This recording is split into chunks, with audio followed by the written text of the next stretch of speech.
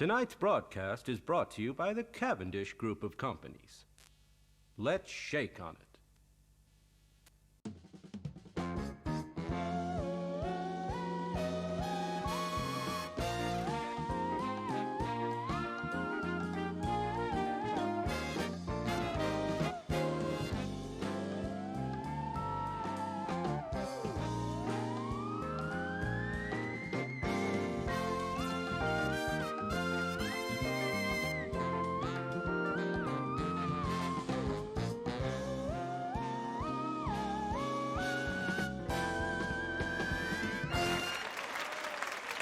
This is great news.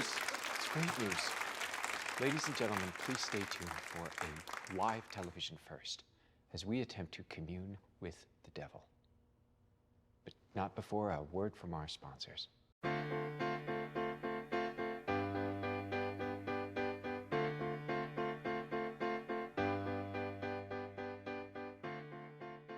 Late Night with the Devil has such an amazing premise.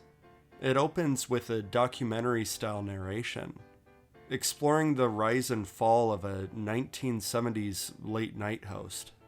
The show itself is called Night Owls, with Jack Delroy.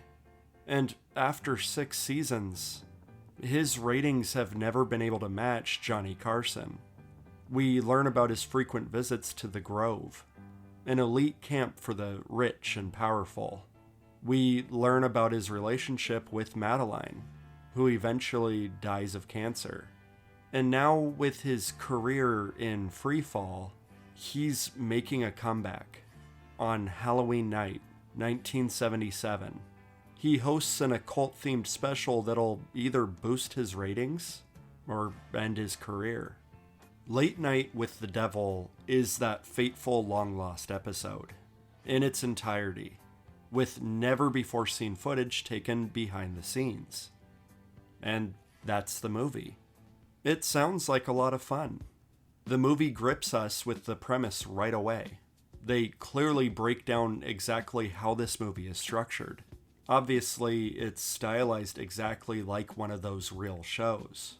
And it captures the humor and the lightheartedness of it perfectly.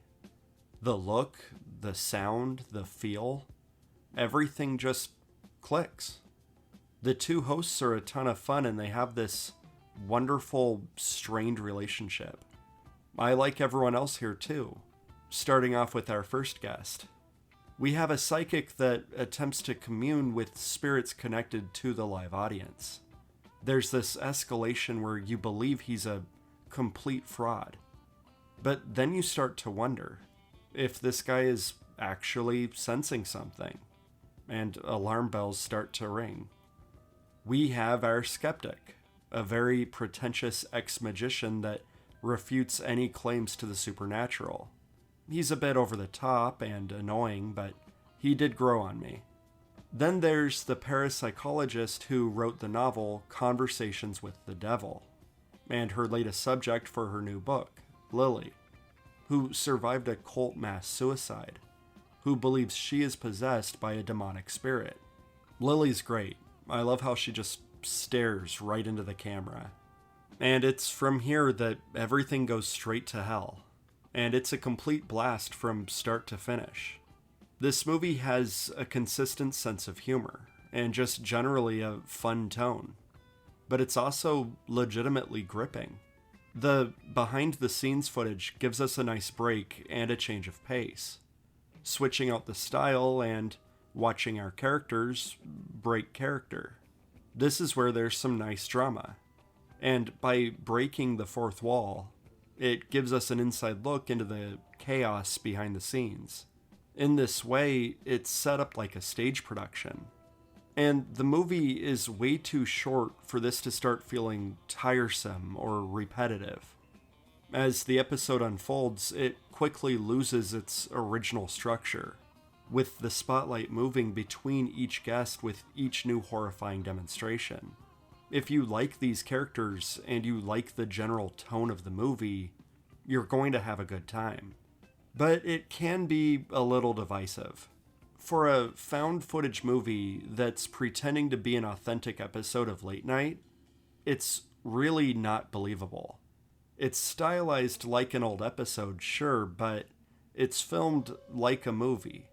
The behind-the-scenes footage feels like something out of The Office. None of this feels authentic. And then when it starts getting really silly, well, there's just no immersion left. But I think this movie is pretty transparent about what it's going for. And for me, I'm enjoying myself. It's light, it's goofy, and it jumps the shark. I can totally understand wanting something a little more grounded, or subtle, or sincerely disturbing, but that's just not this movie. I think, very fittingly, it goes full insanity. And then it breaks its own rules. It stops being a documentary. It turns into a psychedelic trip, and we enter the mind of Jack Delroy. And I absolutely love it. The supernatural, distorted horror of it all is really entertaining, and the energy and the atmosphere is just refreshing. It's not gonna scare you, and it has a couple of weak moments. But as a whole, I think this is a winner. Jack Delroy might not be number one on the chart, but he's number one in my heart.